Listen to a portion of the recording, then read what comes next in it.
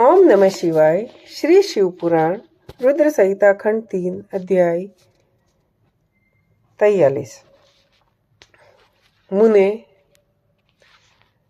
उन्हें आया हुआ जान तुमने मीना को शिवा के पति का दर्शन कराते हुए उनसे इस प्रकार कहा, सुंदरी देखो, ये साक्षात भगवान शंकर है, जिनकी प्राप्ति के लिए शिवा ने वन में भारी तपस्या की थी।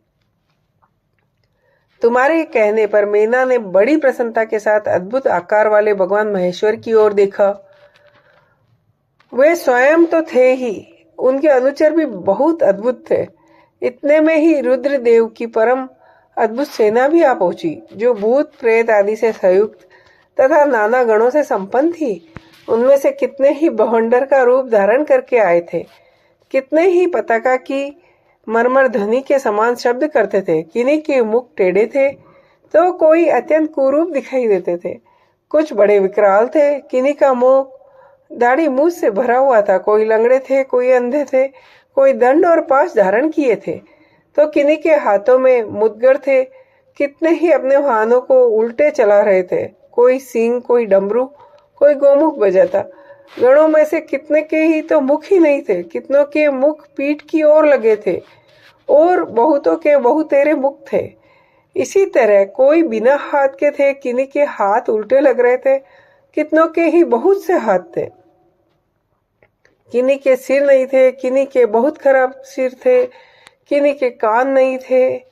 वे विकृत आकार वाले अनेक प्रबल गण बड़े वीर और भयंकर थे, उनकी कोई संख्या नहीं थी। तुमने अंगुली द्वारा रुद्र गणों को दिखाते हुए मीना से कहा, वरानने, तुम पहले भगवान हर के सेवकों को देखो, फिर उनका भी दर्शन करना। उन असंख्य भूत प्रेत आदि गणों को देखकर मीना तत्काल भय से व्याकुल हो गई। उन्हीं के बीच में भगवान शंकर भी थे, जो निर्गुण होते हुए भी परम गुणवान थे। वे वृषभ पर सवार थे। उनके 5 मुख थे, प्रत्येक मुख में 3-3 नेत्र। उनके सारे अंगों में विभूति लगी हुई थी, जो उनके लिए भूषण का काम कर देती। मस्तक पर जटाजूट, चंद्रमा का मुकुट, 10 हाथ, उनमें से एक में कपाल लिए, शरीर पर बागंबर का दुपट्टा और हाथ में पिनाक एवं त्रिशूल, आंखें भयानक, आकृति विकराल, हाथी की खाल का वस्त्र। यह सब देखकर शिवा की माता का बहुत डर गई और चकित हो गई, व्याकुल होकर कांपने लगी और उनकी बुद्धि चकरा गई।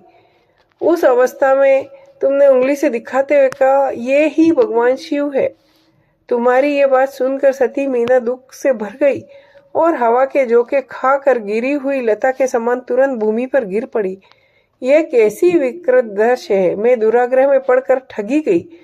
यो कहकर मीना उसी क्षण मूर्छित हो गई।